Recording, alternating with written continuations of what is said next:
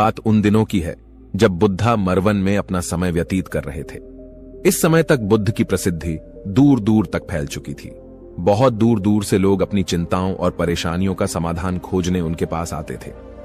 ऐसे ही एक दिन जब बुद्धा मरवन में अपने शिष्यों को प्रवचन दे रहे थे तो एक अधेड़ उम्र का व्यक्ति अपने 20-21 वर्ष के पुत्र को अपने साथ लिए बुद्ध की तरफ चला आ रहा था। जब वे प्रवचन स्थल के पास पहुंच गए तो एक नजर बुद्ध ने उन पर डाली और इशारे से बैठने के लिए कहा। जब प्रवचन समाप्त हो गया और सभी लोग वहां से चले गए तो बुद्ध ने उस व्यक्ति को अपने पास बुलाया और बैठने के लिए कहा। वहां चारों तरफ हरियाली छाई हुई थी।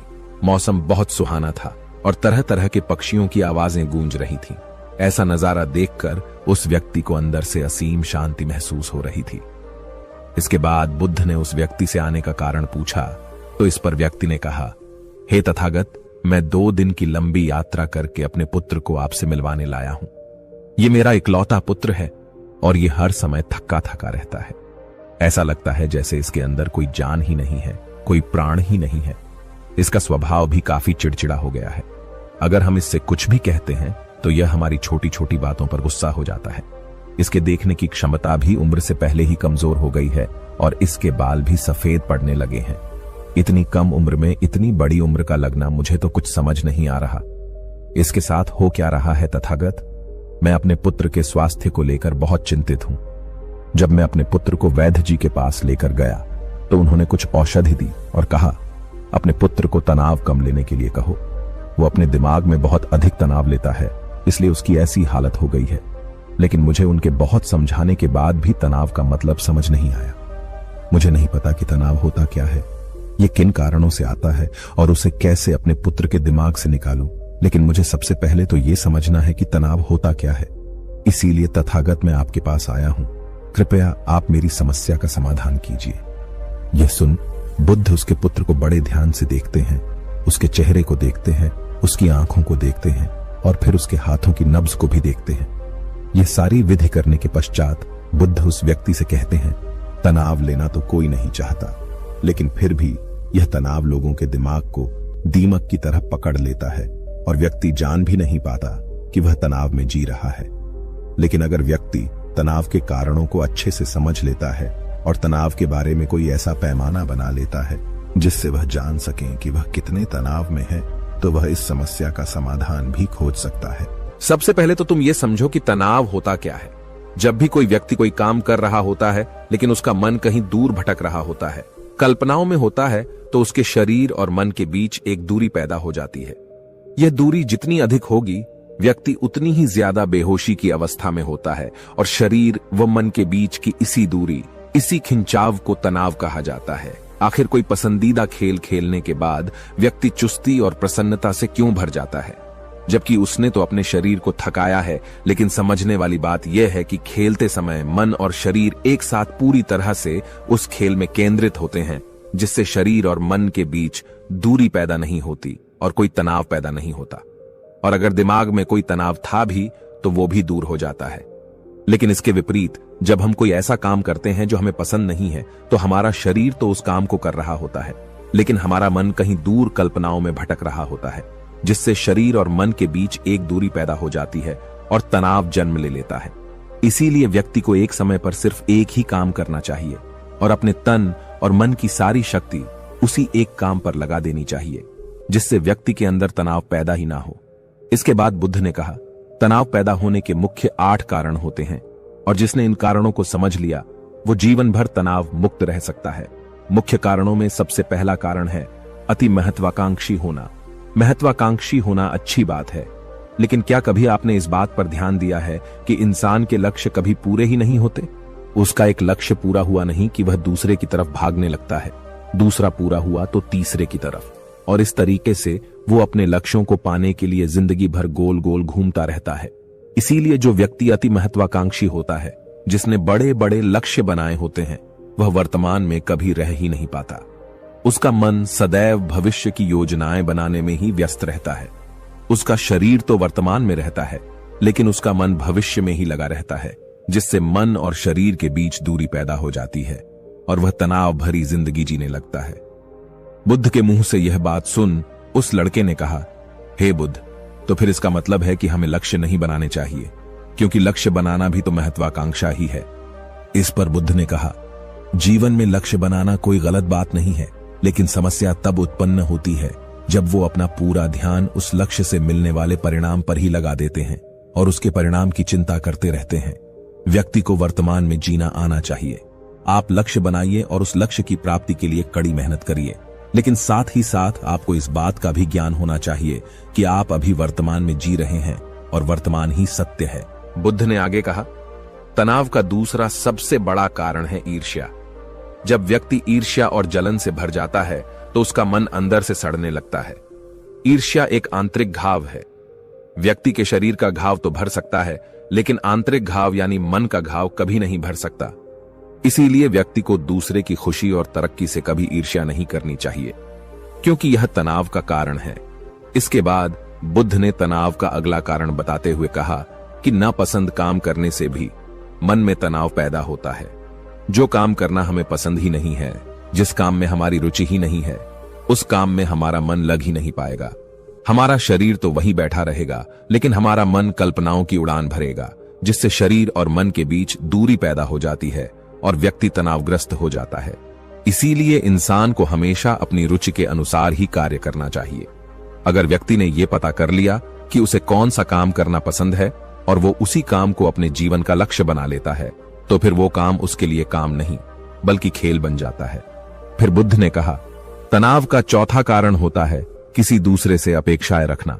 बुद्ध ने उस व्यक्ति की ओर इशारा करते हुए कहा, एक पिता होने के नाते तुम्हारी अपने पुत्र से बहुत सी अपेक्षाएं होंगी कि तुम्हारा पुत्र एक बहुत ही कामयाब इंसान बने, तुम्हारा नाम रोशन करे, जैसा तुम चाहते हो उस तरह का जीवन जिए, तुम्हारी हर बात माने। लेकिन क्या आज तक कभी किसी की सारी अपेक्षाएं पूरी हुई है? जब भी कोई व्यक्ति किसी दूसरे से कोई अपेक्षा रखने लगता है तो वो अनजाने में अपने लिए तनाव पैदा करने लगता है। जरा सोचो कि अगर तुम्हारा बेटा तुम्हारे अनुसार काम नहीं कर रहा और वो नहीं बन पा रहा जो तुम उसे बनाना चाहते हो, तो निश्चित रूप से तुम्हारे दिमाग को तनाव पकड़ लेगा। तुम तनाव से भरा जीवन जीना शुरू कर दोगे और इस तनाव के बस में आकर तुम ऐसा व्यवहार करोगे, ऐसी बातें करोगे कि तुम्हारा अपने पुत्र के साथ संबंध और भी खराब होता चला जाएगा। इसीलिए व्यक्ति को जितना हो सके उतनी कम अपेक्षाएं दूसरों से रखनी चाहिए, और अगर पूरी तरह से तनाव मुक्त रहना है तो दूसरों से अपेक्षा रखना ही बंद कर दो। इसके बाद बुद्ध ने कहा कि शारीरिक कष्ट भी इंसान के तनाव का एक कारण होता है। जब व्यक्ति किसी शारीरिक पीड़ा से गुजर रहा होता है तो उसका पूरा ध्यान बस अपने उस शारीरिक दर्द पर होता है और वो पूरे दिन बस उसी के बारे में सोचता रहता है, जिससे उसका मन दुख के विचारों से भर जाता है और ऐसी स्थिति में व्यक्ति तनावग्रस्त रहने लगता है। यह सुन उस व्यक्ति ने कहा कि हे बुद्ध, शारीरिक दुख तो किसी भी व्यक्ति को हो सकता है, तो फिर क्या व्यक्ति जीवन भर तनाव में ही जिएगा? इसका जवाब देते हुए बुद्ध ने कहा कि इंसान को यह बात समझनी चाहिए कि हमारा जीवन दुखों का आधार है। जैसे जैसे हमारा जीवन आगे बढ़ता है, इसमें दुख आते हैं, बीमारियां आती हैं और फिर अंत में मृत्यु भी आती है। तो बीमारियां इंसान के जीवन का अभिन्न अंग है, कोई इनसे बच नहीं सकता। बस किसी के जीवन में यह समय से पहले आ जाती है तो किसी के बाद में, पर आती सबको है।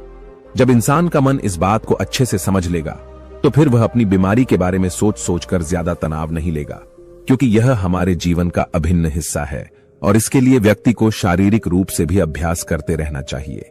अपने जीवन में व्यायाम और स्वस्थ जीवन शैली को भी जगह देनी चाहिए ताकि उसका शरीर लंबे समय तक निरोगी रहकर सही से काम कर सके। तनाव का अगला कारण होता है अपनी योजनाओं को समझने के लिए समय न देना। कुछ लोगों के दिमाग में कोई विचार आया नहीं है कि वो बिना सोचे समझे उस पर काम करना शुरू कर देते हैं, और जब उस काम में उन्हें असफलता मिलती है तो वह तनाव से भर जाते हैं, क्योंकि उन्होंने उस काम को शुरू करने से पहले उसके बारे में पूरी जानकारी इकट्ठा नहीं की थी। इंसान को कोई भी काम शुरू करने से पहले उसके अच्छे और बुरे परिणामों के बारे में ठीक से सोच विचार कर लेना चाहिए।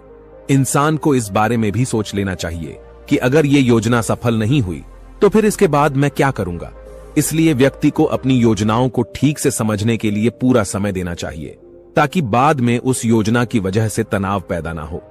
तनाव का 7वां सबसे बड़ा कारण होता है टाल मटोल करना, आज के काम को कल पर टालना। आप लोगों ने यह कहावत तो सुनी होगी कि आलस्य इंसान के शरीर का सबसे बड़ा शत्रु है। इंसान आलस्य की वजह से आज के काम को कल के लिए टाल देता है और फिर काम को टालना उसकी आदत बन जाती है। काम को कल पर टालने वाले व्यक्ति का काम कभी भी समय पर पूरा नहीं हो पाता, और अगर किसी तरह से पूरा हो भी जाता है तो वह उतना अच्छा नहीं हो पाता जितना अच्छा उसे किया जा सकता था, और फिर यह बात व्यक्ति के अंदर तनाव पैदा करती है। लेकिन काम को टालना या काम को एकदम अंत समय पर करना एक आदत है, इसीलिए व्यक्ति ना चाहते हुए भी बार बार अपनी इस आदत का शिकार बन जाता है और काम को टालता रहता है, और फिर जब काम की समय सीमा पास आ जाती है तो वह तनाव से भरकर काम को पूरा करने का प्रयास करता है। इसीलिए तनाव मुक्त रहने के लिए व्यक्ति को काम को टालने की आदत छोड़नी पड़ेगी, और यह तभी संभव है जब व्यक्ति काम को समय से पहले खत्म करने का निश्चय करे। सबसे आखिरी और सबसे प्रमुख कारण जो तनाव का होता है वो है ज्यादा सोचना। लगातार सोचते रहना भी एक बीमारी है, और यह उस व्यक्ति में सबसे ज्यादा पाई जाती है जो केवल कल्पनाएं करता है, जो अतीत की घटनाओं और भविष्य की बातों के बारे में सोचता रहता है, जो बेवजह के अनुमान लगाता रहता है। इसीलिए व्यक्ति को ज्यादा सोचने की आदत पर लगाम लगाना चाहिए। इसके लिए जितना हो सके खुद को काम में व्यस्त रखना चाहिए, और हर दिन ध्यान का अभ्यास करने को अपने जीवन का हिस्सा बना लेना चाहिए।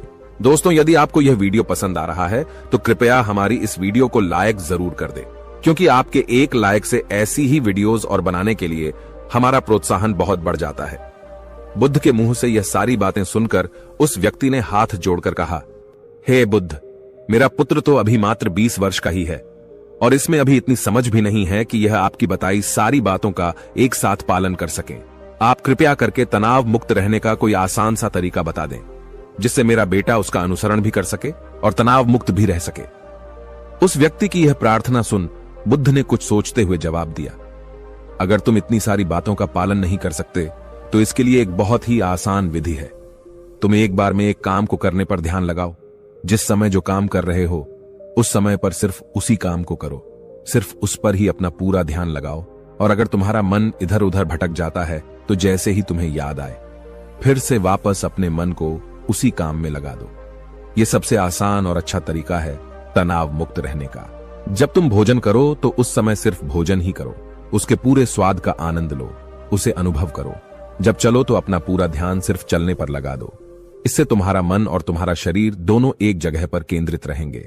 दोनों के बीच दूरी पैदा नहीं होगी, जो कि तनाव का मुख्य कारण होती है। दोस्तों, आज की युवा पीढ़ी एक ही समय पर 2-2, 3-3 काम करने की आदी हो चुकी है, जैसे फोन पर बात करते हुए गाड़ी चलाना, खाना खाते हुए टीवी देखना या फोन चलाना, और फिर इनकी शिकायत रहती है कि मैं तनाव में जी रहा हूं, मेरा मन अशांत रहता है, मैं चिड़चिड़ा सा हो गया हूं। जब कोई व्यक्ति एक ही समय पर 3-3 काम करेगा तो तनाव पैदा होना तो स्वाभाविक है, क्योंकि दिमाग तो एक समय पर पूरा ध्यान लगाकर सिर्फ एक ही काम कर सकता है। पूर्ण रूप से एक ही समय पर 2 कामों पर ध्यान कभी नहीं लग सकता। इसीलिए जहां तक संभव हो सके एक समय पर सिर्फ एक ही काम करने का प्रयास करें, वो भी पूरे ध्यान के साथ। दोस्तों, आशा करता हूं कि आपको इस वीडियो से काफी कुछ सीखने को मिला होगा। आपने क्या सीखा कृपया हमें कमेंट करके बताएं, और अगर यह वीडियो आपको पसंद आया है तो प्लीज इसे शेयर जरूर करें।